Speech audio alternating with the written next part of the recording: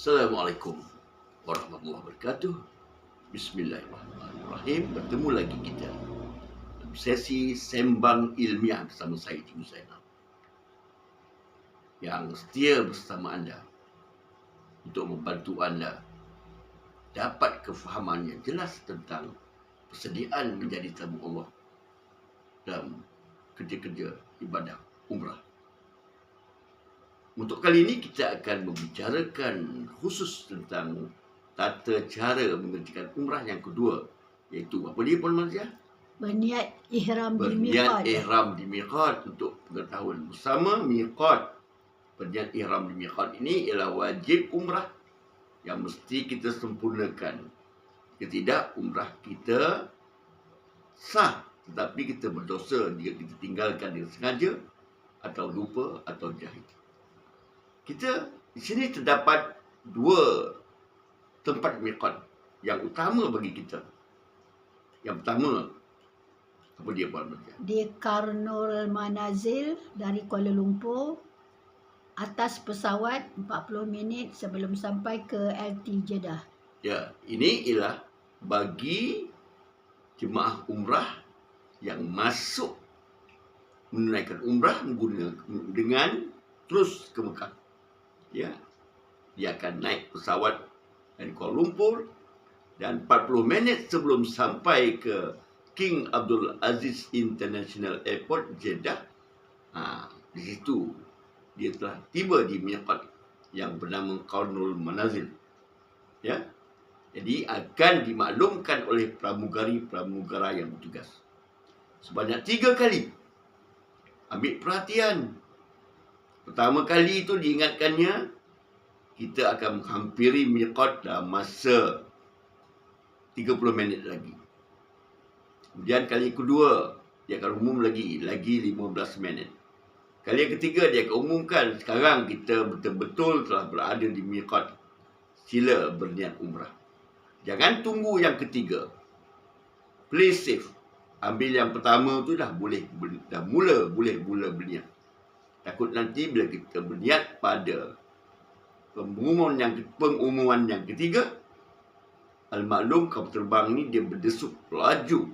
Ketika kita nak melampiaskan niat kita, kapal terbang telah jauh meninggalkan miqat. Jadi kita telah tidak berniat di miqat dan telah melanggar wajib umrah yang kedua itu. Atau yang kedua, Puan Marzia, Atau di Masjid Bir Ali Zulhulaifah bagi jemaah yang masuk Mekah dari Madinah. ya, bagi jemaah yang masuk ke Mekah dari Madinah, tempat miqat mereka ialah di Masjid Bir Ali, di tempat yang bernama Zulhulaifah. Ya, ingat tu, dua tempat ya, miqat utama bagi jemaah haji dan umrah Malaysia. Okey, kita tengok ni apa mau Malaysia. Tata cara ketiga, lafaz niat umrah. Ni dia lafaz niat umrah. Sahaja aku mengerjakan umrah dan berihram aku dengannya kerana Allah Ta'ala. Ya, itu bagi jemaah yang pertama kali menunaikan umrah. Ini dia, saja aku mengerjakan umrah dan berihram aku dengannya kerana Allah Ta'ala. Dalam bahasa Arab dia nawaitul umrata wa haramtu biha lillahi ta'ala. Ya. Kalau tak hafal bahasa Arab, bahasa Melayu pun memadai. Sebab Allah Maha tahu. Dia yang mengilhamkan bahasa itu kepada kita. Ya. Atau sahaja aku mengerjakan umrah badal untuk Allah yarhamah dan berihram aku dengannya kerana Allah Ta'ala. Ya, bagi yang telah biasa buat umrah, ini mungkin umrah yang ke-10 agaknya, yang ke-5, yang ke-6. Jadi, kemasukan mereka pertama kali ke Mekah pada waktu ini ialah atas tiket umrah sunat. Jangan kita tamak. Tak perlu lagi kita berniat untuk diri kita sendiri. Sebab umrah itu wajib sekali sahaja seumur hidup.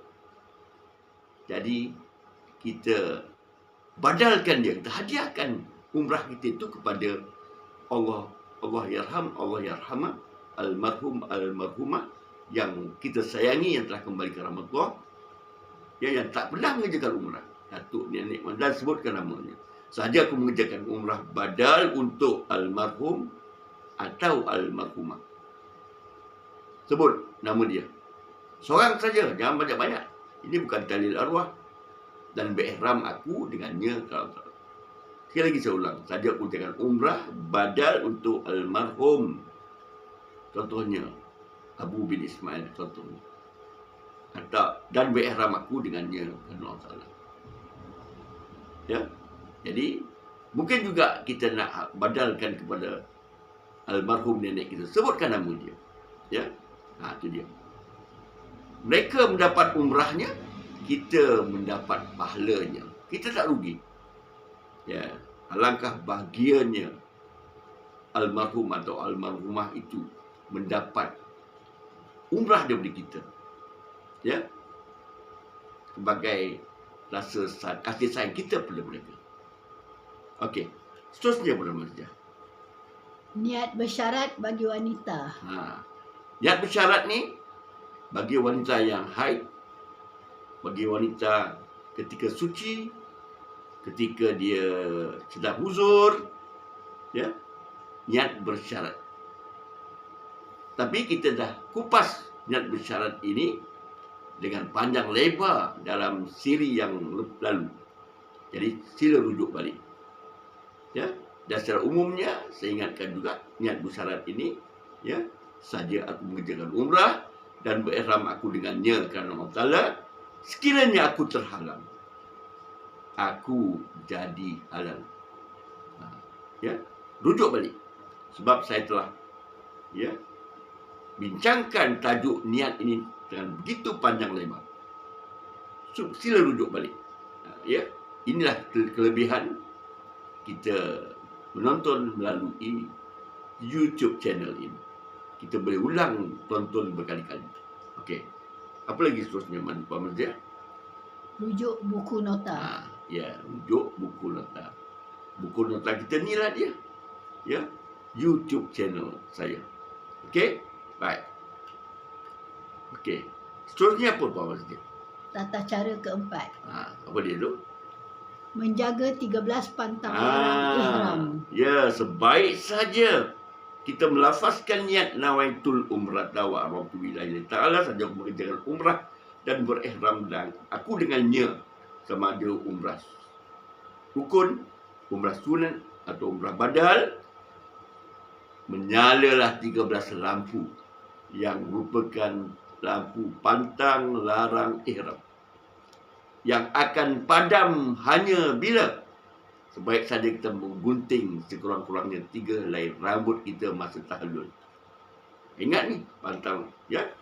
Sebaik saja kita berniat ihram, menyala 13 lampu yang merupakan lampu pantang larang ihram. Okey. Lepas tu apa amalan kita, ya? Lepas itu bertalbiah ya, sebanyak-banyaknya sepanjang perjalanan menuju ke Mekah. Sebaik selepas kita berniat umrah, orang yang naik bas dari Bir Ali menuju ke Mekah, sepanjang perjalanan itu apa urusan mereka? Ialah bertalbiah. Ya, bertalbiah.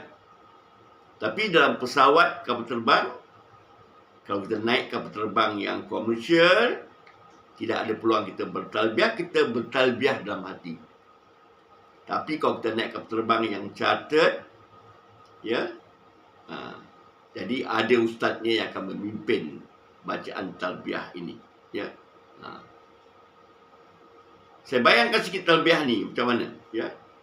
Iaitu satu jogan kata atau satu versi yang sejagat, yang universal, seluruh dunia umat Islam pakai ini. Labbaik Allahumma labbaik, labbaik la syarika laka labbaik, innal hamda wan ni'mata laka wal mulk la syarika lak. Ya, itu dia.